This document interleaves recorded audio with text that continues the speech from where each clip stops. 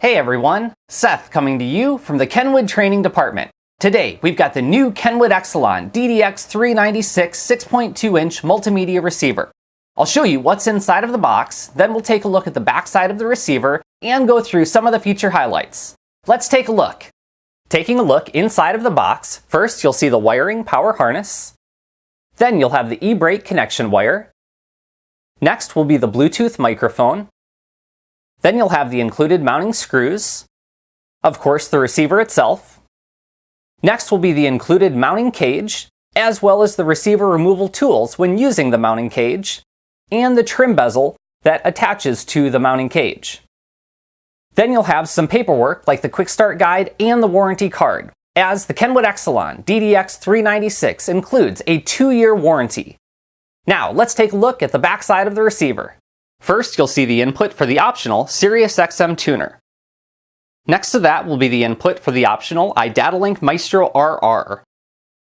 Then you'll have the wiring power harness input. Next will be the Bluetooth microphone input. Then you'll have the AV input for the optional KENWOOD CA-C3 AV. Next will be the video output. Then you'll have the rear camera input. Next to that will be your 3 sets of 5-volt RCA pre-outs. Rears at the top, fronts in the middle, and subwoofer at the bottom. Next to that will be your AM/FM antenna connection input. And then you'll have 3 wires coming out the back. The parking switch wire, the reverse input wire, and the USB input. Now, let's power the receiver on and take a look at the front. First is the CD/DVD disc insert slot. Next to that is the IR sensor for an optional KENWOOD KNA-RCDV331 remote control. You can also use your smartphone, like a wireless remote control, to control many basic functions of the receiver. Either with an iOS or Android, simply download the KENWOOD Remote app. Next to that will be the reset button. Below that will be the home button.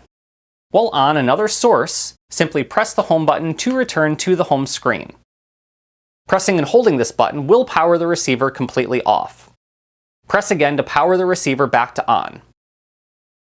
Press the menu button to access several functions such as eject, screen adjustment, display off, camera, setup, or current source. Below that is the tell button. Press this button to access your Bluetooth telephone phone call menu. Press and hold this button to access the phone's Bluetooth voice command. Below that is the volume knob. Press and hold the volume knob to attenuate the receiver's volume. And below that will be the cam button for quick and easy access to the optionally connected KENWOOD rearview camera or other rearview camera. Pressing this will access the rearview camera if connected. Pressing the home button will return back to the home screen. So just a sampling of some of the functionality within the KENWOOD DDX396.